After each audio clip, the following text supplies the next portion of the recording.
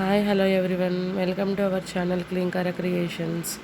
ఈరోజు మనము ఈ వీడియో ఇప్పుడు మనము బిగ్ సైజు ఫ్యాన్సీ గోల్డ్ జిప్ని ఇలా స్మాల్ సైజ్ బ్లౌజ్కి ఎలా అటాచ్ చేయాలో మనం ఈ వీడియోలో చూద్దాం. ఈరోజు ఇప్పుడు నేను ఆల్రెడీ బ్యాక్ పార్ట్ని మొత్తం రెడీ చేసేసుకున్నాను.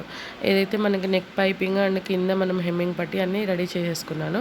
జస్ట్ మనం సింగిల్ పాదం అటాచ్ చేసేసుకొని ఈ జిప్ని షైనింగ్ వైపు గోల్డ్ ఉంటుంది కదా, గోల్డ్ జిప్కి షైనింగ్ వైపు ఉన్నది మనము కిందకి పెట్టేసుకొని నార్మల్ ఉన్నది బ్యాక్ సైడ్కి పెట్టేసుకోవాలి. ఇలాగ మనం స్టిచ్ చేసే వైపు సింగిల్ పాదాన్ని పెట్టేసుకొని ఇలా స్టిచ్ చేసుకోవాలి. దాని పక్క నుంచే రావాలి స్టిచ్ అనేది. ఇప్పుడు నేను మీకు వీడియోలో అయితే చూపిస్తున్నానో అలానే రావాలి, దాని పక్క నుంచే రావాలి. అప్పుడు మాత్రం మనకు ఫినిషింగ్ అనేది నీట్గా వస్తుంది. మళ్ళీ ఇంకొకసారి మళ్ళీ దగ్గర నుంచి ఇంకో స్టిచ్ వేసేసుకొని దీనిపైనుంచి మనం హెమ్మింగ్ పట్టి కూడా వేసేసుకున్నామంటే లోపల వైపు కుచ్చుకోకుండా నీట్గా ఉంటుంది. మన దగ్గర ఏదైతే వేస్ట్ క్లాత్ ఉంటుంది కదా, కాటన్ క్లాత్, దాన్ని ఇలా ఫోల్డ్ చేసేసుకొని ఒక స్టిచ్ అనేది వేసుకోవాలి. ఇలా స్టిచ్ చేసుకోవడం వల్ల ఏంటంటే మనకి లోపల వైపు కుచ్చుకోకుండా ఇరిటేషన్గా లేకుండా ఉంటుంది. అండ్ మనకి లుక్ వైజ్ కూడా నీట్గా ఉంటుందన్నమాట ఫినిషింగ్ అనేది.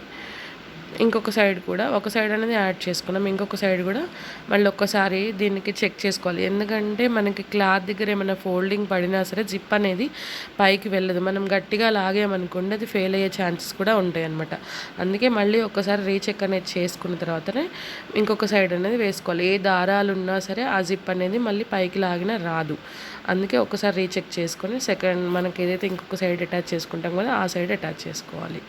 ఇంకొక సైడ్ కూడా నేను అట్లానే సింగిల్ పాదంతోనే అటాచ్ చేసుకుంటున్నాను.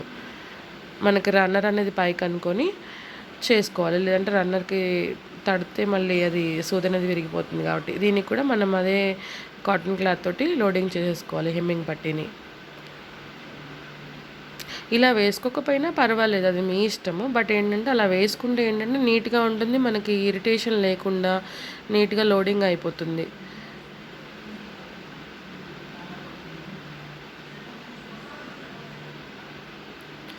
ఇలా వేసుకున్న తర్వాత మళ్ళీ ఒకసారి చెక్ చేసుకుందాం. మళ్ళీ కింద వైపుకి రన్నర్ అనేది వస్తుందా రావట్లేదు అనేది కూడా ఒకసారి రీచెక్ చేసుకుంటే బెటర్.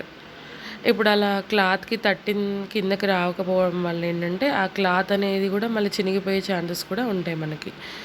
అందుకే ఒకసారి మళ్ళీ రీచెక్ చేసేసుకొని అంతా ఓకే అనుకుంటేనే మళ్ళీ పైన ఏదైతే మనకి ఎక్స్ట్రా క్లాత్ ఉన్నది, ఎక్స్ట్రా జిప్ ఏదైతే ఉందో దాన్ని కట్ చేసేసి లోపల వైపుకి ఫోల్డ్ చేసేసి ఒక స్టిచ్ వేసేసుకొని దాన్ని లోపల వైపుకి ఫోల్డ్ చేసేసి హెమ్మింగ్ అనేది చేసుకుంటే సరిపోతుంది.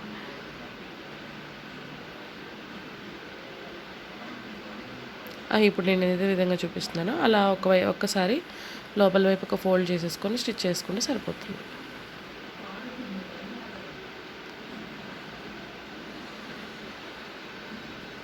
నీట్గా ఏ దారాలు లేకుండా నీట్గా కట్ చేసేసుకొని 2 సైడ్స్ కూడా మళ్ళీ ఒకసారి చెక్ చేసుకుందాం. ఎందుకంటే బయటికి ఏమైనా ఊడిపోతుందా లేకపోతే కిందకు వచ్చేస్తుందా జరిగిపోతుందా అనేది కూడా ఒకసారి చెక్ చేసుకుంటే ఏంటంటే ఒకసారి మళ్ళీ కస్టమర్ దగ్గరికి వెళ్ళాక మళ్ళీ బ్యాడ్ రివ్యూ రాకుండా ఉంటుంది మనకి.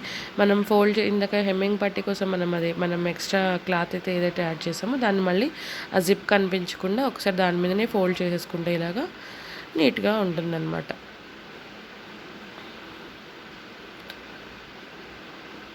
అటు సైడ్ కూడా సేమ్ ఇప్పుడు ఏదైతే విధంగా చెప్పానో సేమ్ అటు సైడ్ కూడా సేమ్ అదే విధంగా ఫోల్డ్ చేసేసుకొని క్లాత్ని జిప్ని ఫోల్డ్ చేసుకొని ఒక స్టిచ్ వేసేసుకుంటే సరిపోతుంది.